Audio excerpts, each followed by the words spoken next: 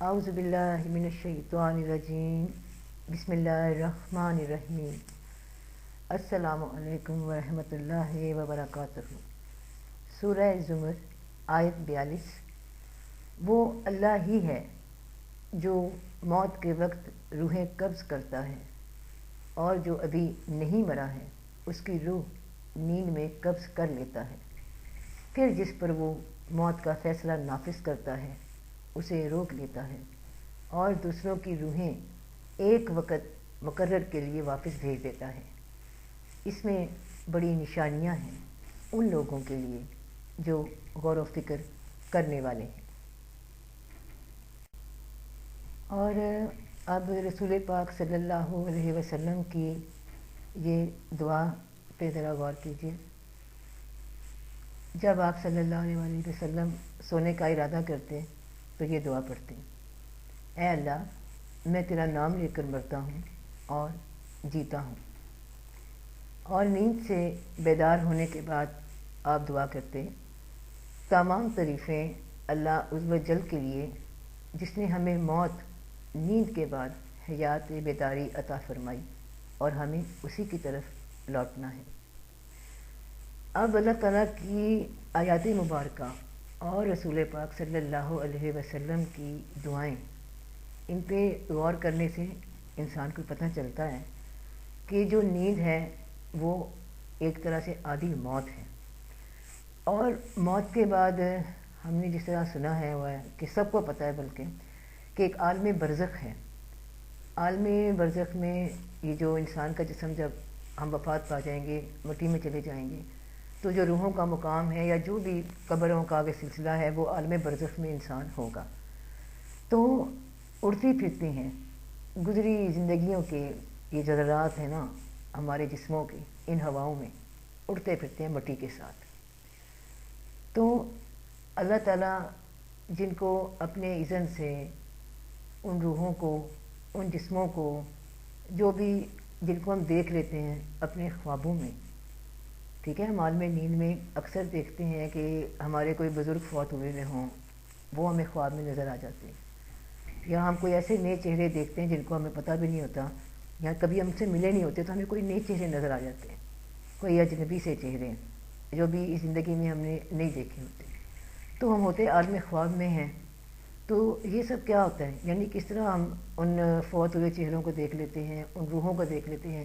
کبھی اپنے گھروں میں اور کبھی کہیں نئے مقام پہ جو ہم جانتے ہی نہیں ہیں۔ تو جب ہم سوتے ہیں ہماری کیونکہ روحیں اس ٹائم پہ قبض ہوتی ہیں،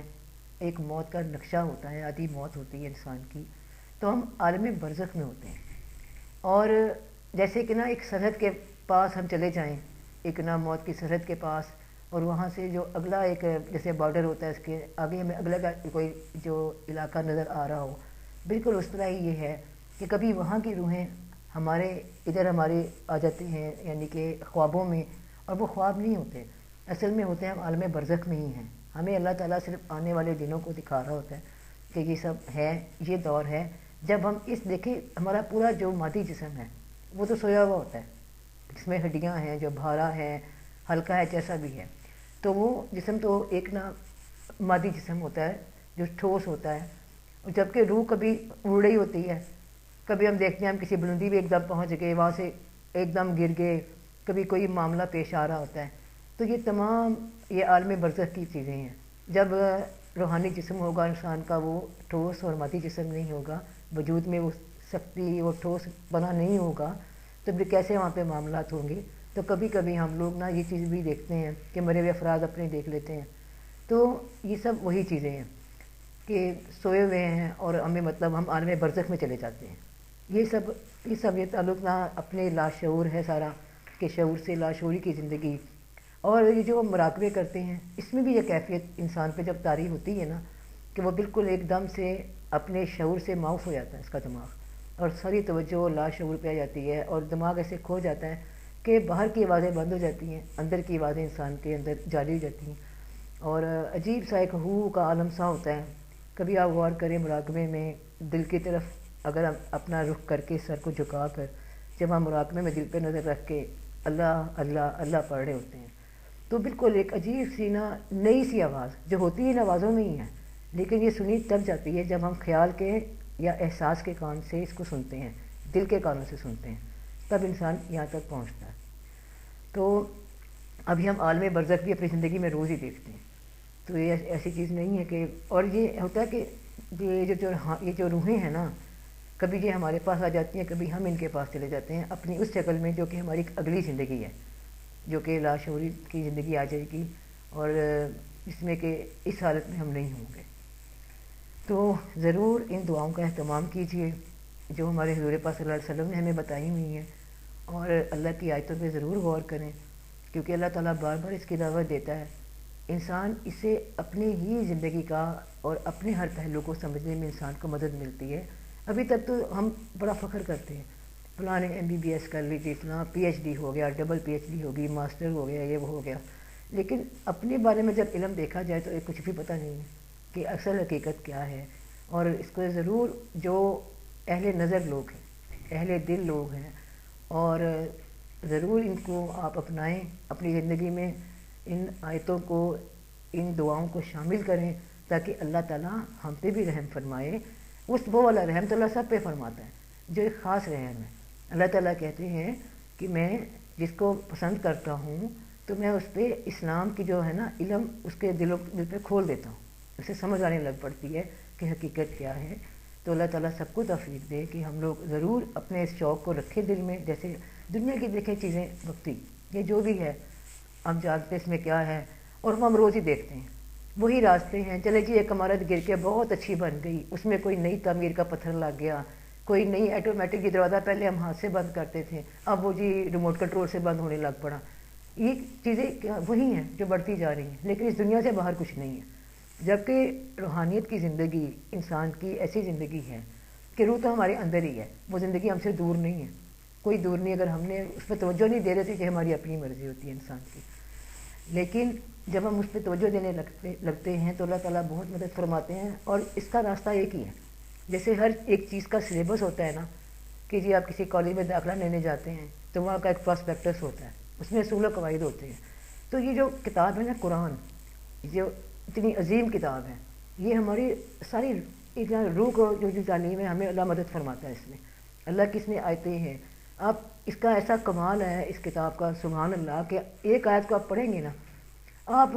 فرض کریے 2 گھنٹے بعد، 2 دن بعد اسی آیت کو پڑھیں گے، اس کا کچھ اور مطلب سمجھ آئے گا، تیسری بار پڑھیں گے اور مطلب سمجھ آئے گا۔ اللہ تعالیٰ خود ہی ایک سٹیپ بائی سٹیپ انسان کو اس کے شوق، اس کے لگن، ذہنی استعداد کے مطابق اللہ تعالیٰ علم لازمی انسان کو بتاتے ہیں۔ یہ اللہ تعالیٰ کا بڑا بڑا کرم ہے، اس رب سولے کی بڑی کرم ہے اس اللہ تعالیٰ کے ذات کی۔ اللہ تعالیٰ خود انسان کو رستہ دکھاتا ہے، وہ سب سے بڑا استاد ہے، کیونکہ اس نے ہمیں بنایا ہے،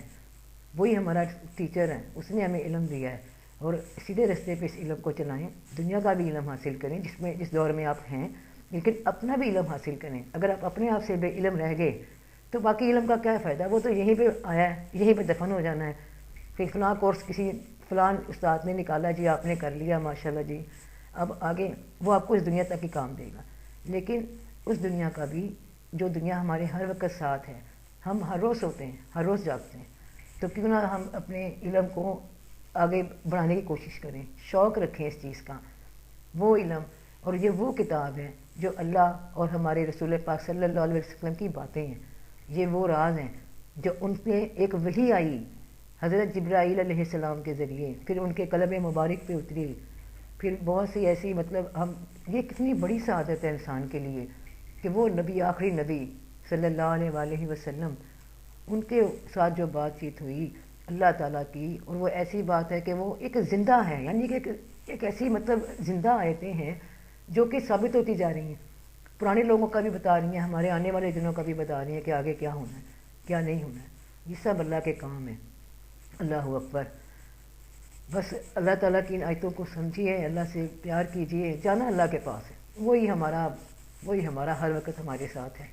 کوئی ایسا لمحہ ہے ہی نہیں کہ ہم اللہ کے بغیر ہوں۔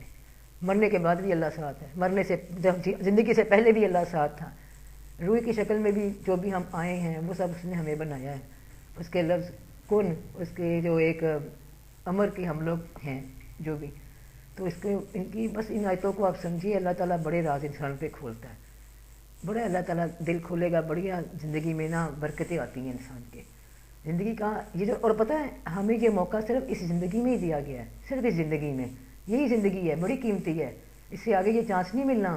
اس کو کتاب کو پڑھنے کا، دیکھنے کا. یہ تو اللہ نے ہمارے ایک تحفہ میں دیا ہوا ہے، تو اس کو نا ضرور ضرور اس کا اہتمام کیجیے. اللہ ہم سب پہ خیر و برکت عطا فرمائے، یہ دن پہلے دنوں سے اچھا ہو،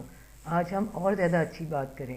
اور اچھا نیک کام کریں جس سے ہمارے اللہ پاک، ہمارے رسول اللہ صلی اللہ علیہ وسلم ہم سے راضی ہوں.